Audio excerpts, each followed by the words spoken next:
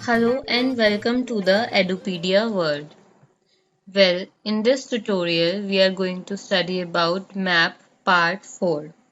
So this tutorial will cover the remaining important topics of MAP and will be the last installment for MAP. So let's begin. Firstly, we'll see about a hash table. We have studied enough about hash map. Now let's see what's hash table and what's the difference between the two. Well, hash table is synchronized whereas hash map is not. This makes hash map better for non-threaded application as unsynchronized objects typically perform better than synchronized ones. Hash table does not allow null keys or values, whereas hash map allow one null key and any number of null values. Okay, so this is another important difference that hash table does not allow any null keys or values. Then, one of a hash map subclass is ringed hash map. So in the event you want predictable iteration, which is insertion order by default, you could easily swap out hash map for ringed hash map. This wouldn't be easy if you are doing with the hash table. Okay. Although we have ringed hash table, but implementation is quite difficult. Now let's move forward. Okay, now we have various type of hash maps and we are over here going to see you can say three important implementations or not just implementation but what are they and how they differ from a regular hash map. So for that we are going to see weak hash map, identity hash map and concurrent hash map. Since these three are very important and they are also used in your code. So that's why we are going to concentrate on these three. So first of all, weak hash map. Well, weak hash map is an implementation of map interface where memory of the value object can be reclaimed by garbage collector if the corresponding key is no longer referred by any section of a program. This is different from hash map where value will remain in hash map even if key is no longer referred.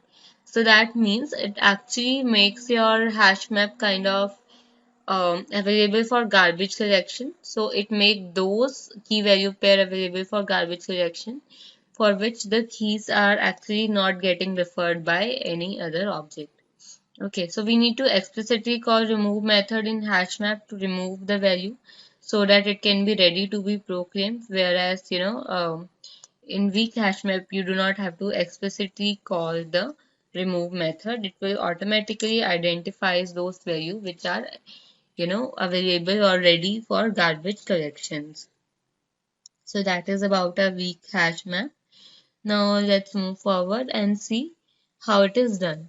Well, elements in weak hash map can be reclaimed by garbage collector if they are no longer or no other strong reference to the object.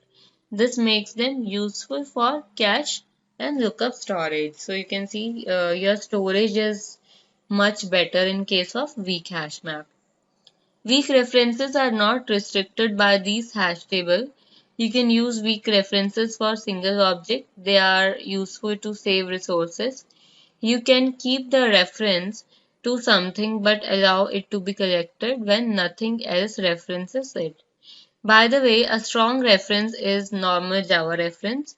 There are also weak references which tend not to be readily collected as soft references. Okay. So in case any of our references is there, it will not be collected. But if no strong references are there, then the weak hash map collection will be collected. Fine. Now the second one we have is identity hash map. Now let's see what's identity hash map. Well, the main difference between hash map versus identity hash map is that identity hash map uses its equality operator for comparing keys and values. Instead, hash map uses equal methods for comparing keys and values. So you see, like when we have to compare whether a particular key or a value is same or not, we have seen already in a hash map implementation that we were using equals method. Whereas your identity hash map will use double equals to method. Okay. Then second difference is, unlike hash map, who uses hash code to find bucket location, identity hash map does not use hash code. Instead, it uses system.identity hashcode object. Fine. Another key difference between identity hash map and hash map in Java is speed. Since identity hash map does not use equals, it's comparatively faster than hash map for object with expensive equals and hash code. Okay. One more difference between hash map and identity hash map is mutability of key. One of a basic requirement to safely store object in hash map is keys needed to be immutable. The identity hash map does not require keys to be immutable as it is not relied on equals or hash code. Fine, so that's why the key need not to be immutable. It can be any of a mutable object as well. Fine. Now let's move forward. So this is, you can say, how we can create an identity hash map. You can see we have imported our identity hash map class, and then inside the main method we are actually creating identity hash map, and then we are having both key and value pair of string type.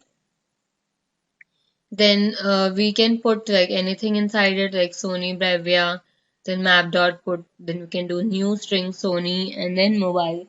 So you can see since we are doing new string, so and it is actually taking double equals to and not equals to, thus it will allow Sony to be entered again. Why so? Because over here we are creating a new object of a string.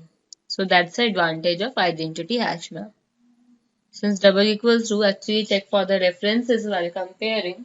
So when it will, compare Sony, it will actually see that it's a new object, it's a new reference.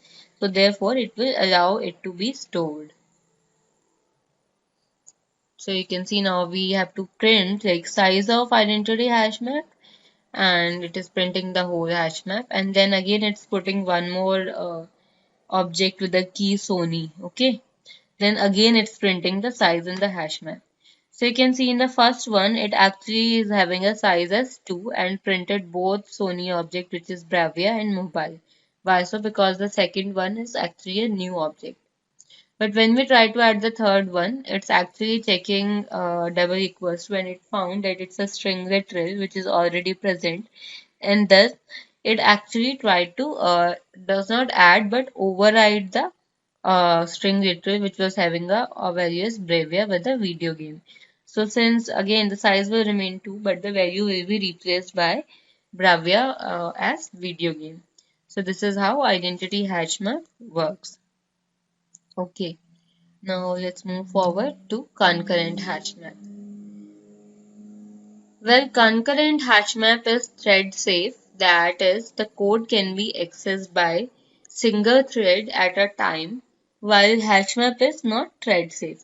So you see our concurrent hash map is actually thread safe, whereas your normal hash map is not thread safe. And how it is thread safe? Well, hashmap can be synchronized by calling using collections.synchronize and passing hashmap method.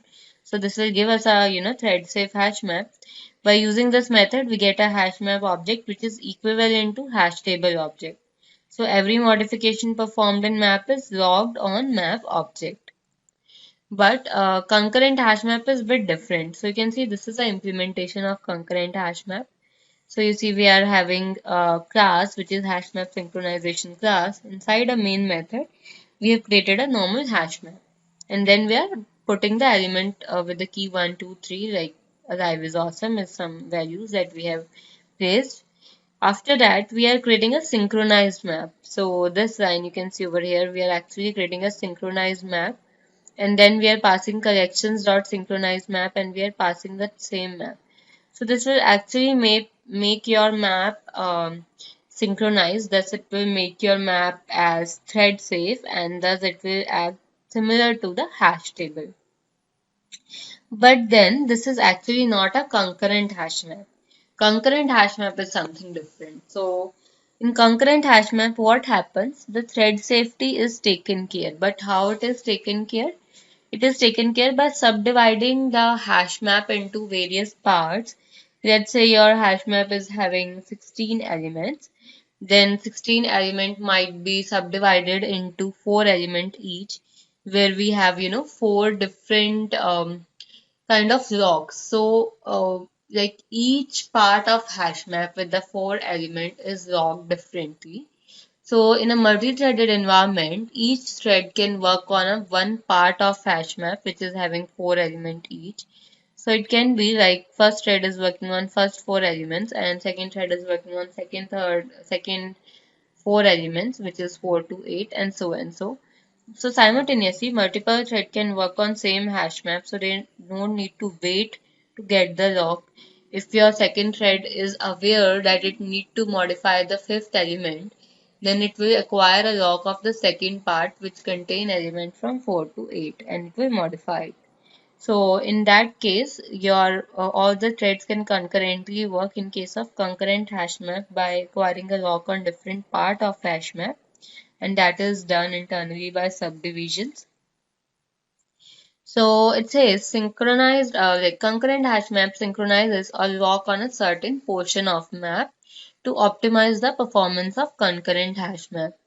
Map is divided into different portions depending upon the concurrency level. So we have to define the concurrency level, whether it's 4 or 10 or 8, whatever is there. So according to that, so your concurrent hash map actually synchronizes or locks on certain portion of map to optimize the performance of concurrent hash map. Map is subdivided into, so you see that map is actually divided into different portions depending upon concurrency level, so that we do not need to synchronize on the whole map object. Now another difference is concurrent hash map does not allow null values.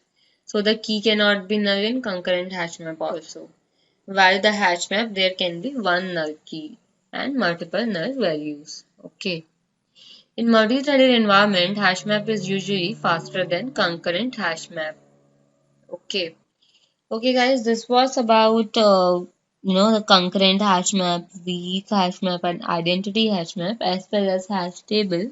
So we have seen how do they differ from hash map, but there is another important thing which is internal implementation of concurrent hash map. Well, this is an advanced topic, so that's why I'm not covering in this video.